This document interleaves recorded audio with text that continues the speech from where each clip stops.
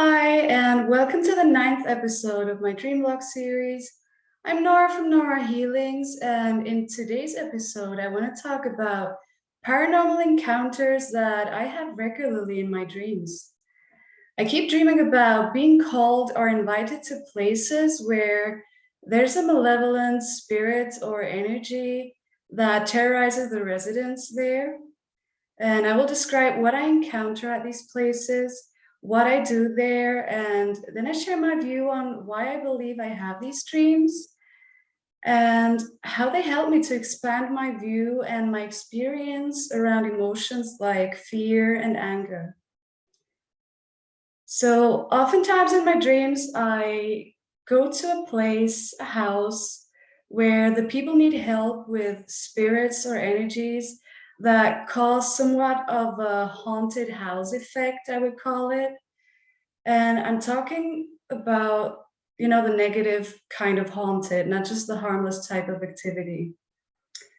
Um, I'm familiar with several ways on how it can show because I grew up in a somewhat haunted place. And being close to people that had or have malevolent spirits or entities attached to them, it's not always just the energy of the environment that can attract them. Sometimes it's the people, sometimes it's something that happens there. Um, but in my case, in my dreams, it's mostly about territorial conflicts. So it's mostly a spirit that is invasive, aggressive, and refuses to leave. And for some reason, that's where I'm being brought in. Sometimes I'm invited to stay overnight or for several nights, so I have the time to observe and feel into the activity. And what I get to witness and experience there can get really wild and crazy. Um, and the funny thing is, it's similar to the experience in waking life, but it's much more visual and much clearer in a way. In waking life, I tend to overthink and strategize and try to control similar type of situations. So I would probably bring some tools and follow like a step-by-step plan. And in the dreams, I just feel and let it unfold and flow with it intuitively. Maybe you also experienced how a haunted place can feel or look like. If you have, you know that the energy is very tangible and oftentimes even very visible. But just to give you some examples, even if you don't hear noises and things aren't moving around, mostly there's this distinct heaviness in the air. It can feel like there's a dark blanket over everything. Um, you might feel watched or feel unwelcomed, uncomfortable. Sometimes it can be way too cold or way too hot in certain spots. You might feel fuzzy and have a hard time to stay focused and centered. Or you might feel agitated or scared or highly depressed for no reason. And your mind is sort of taking places where it usually doesn't go that much that will feed this uncomfortable feeling that you already have.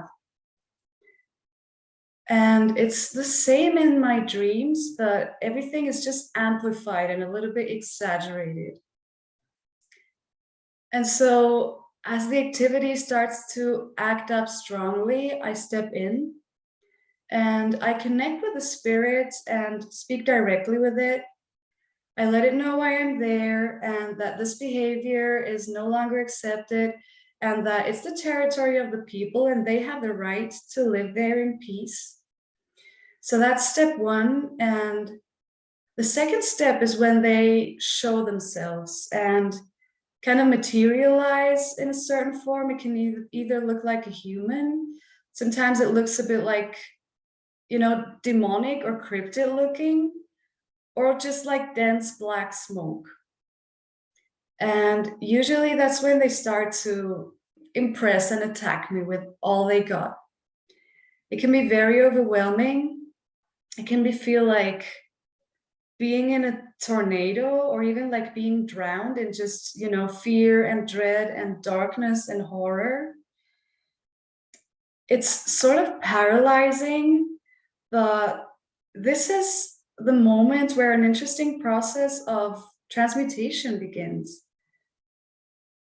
I feel that fear and the horror and observe it, how it moves up and down my body. But I stay focused and I stand my ground, even though I'm absolutely terrified. But I just keep feeling and observing my fear without analyzing and without judgment. I also don't think in these situations. And if I do that, naturally the fear begins to turn into anger just by itself. It makes me angry that it causes such fear in this aggressive way. And I allow that and just let the fear be transformed into anger. And that already feels very different. And instead of exploding and splashing my anger out uncontrolled at this point already, I gather it and I build it up around my heart, I would say, and my throat. So very much in my core, I just build it up right here. And this feels just like this pure, clean anger. It doesn't come from hate or bitterness. It's more the type of anger that you might see in a parent protecting their child, for example. And again, I feel and observe without interfering. And as I build it up around my heart, I automatically start feeling love and compassion. I never lose respect. I mean, usually it's nothing personal what's happening, but I don't accept this energy or spirit causing fear or terrorizing people in that way. And as this goes on and the pure anger combines with love and compassion, it turns into courage. And then all this hatred that is being projected upon me is being alchemized. And then I have the possibility to send it back as just the brightest, strongest beam of light and universal love. Because I allowed the natural process without judgment and without interfering, and I've gathered and built it up, I can send it very clearly, focused, pure, very precise. And then the anger just works as a tool that amplifies the power. If we let fear or anger just linger in our body, or just let it run through our body uncontrolled without releasing or clearing it, it can cause harm, or it can discharge in a way where it even harms others. And we're being told to avoid emotions like fear and anger because it doesn't feel pleasant and it can cause harm if we don't know how to handle it. So it's labeled as negative and undesirable. But I think that the positive negative concept is very limiting here, because fear and anger can be very powerful if it's channeled and focused the right way.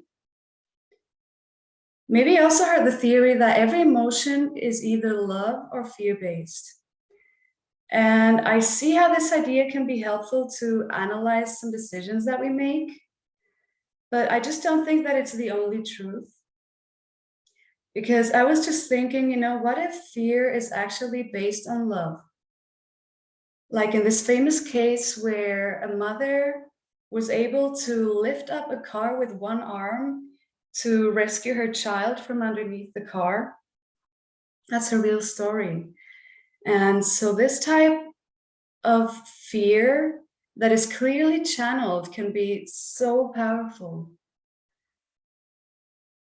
I believe that I keep having these dreams because I'm being shown and trained to alchemize fear and building and channeling that good kind of anger.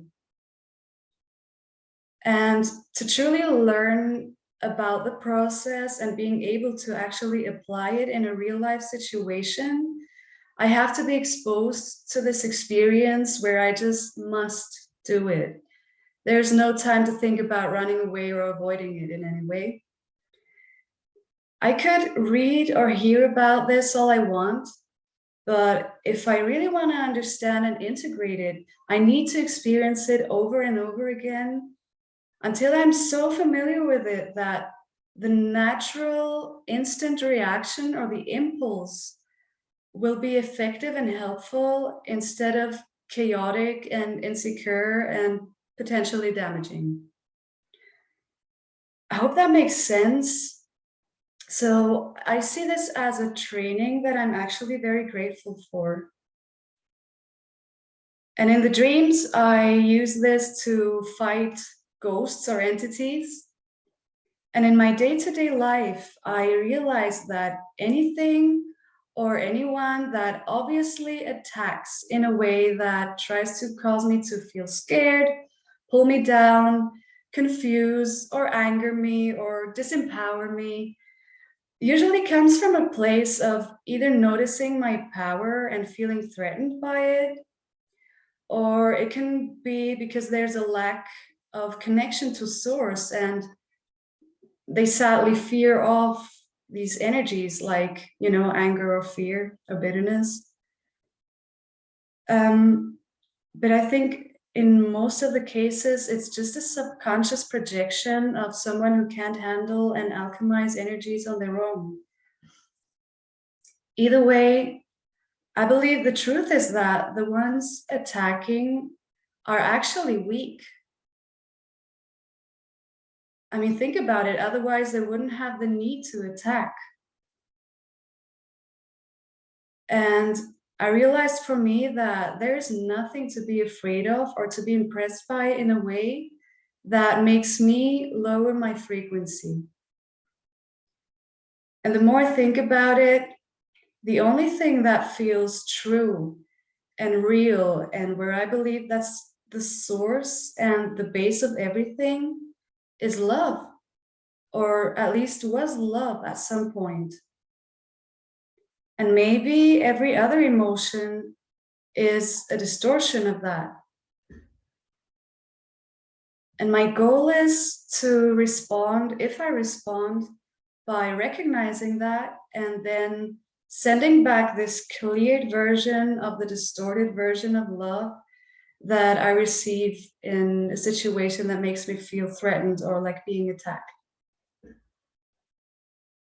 I hope that this can inspire you to, also rewire your impulse and respond to emotions like fear and anger, or to any kind of psychological or energetic attack, and realize that a positive aspect can be found and used, but more importantly, that you are much more powerful.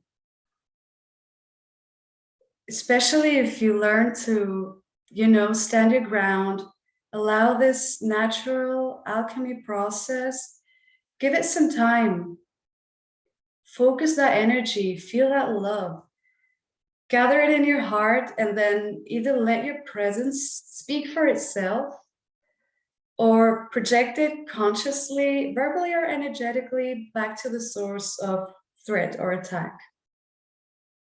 And if for some reason you don't react in the situation, you can still do that later and it will still work. Or of course, you can channel it in a different way, like with writing or artwork or sports, or whatever helps you to release the energy in a way that liberates you from it and transforms it in a way that isn't damaging. Whatever happens in the external or internal world, know that you're a part and an expression of source, and nothing can truly harm you. You are powerful beyond measure. You are loved and always protected. Thank you so much for being here. Please share your thoughts in the comments. Also, please let me know if you have similar dreams, because I've been talking to a friend and he also has the same dreams, and I'm curious who else. Also, let me know if you have experiences with paranormal encounters, or, how you alchemize energies, or how you experience that process. I hope to see you in my next episode. Until then, stay well and sweet dreams.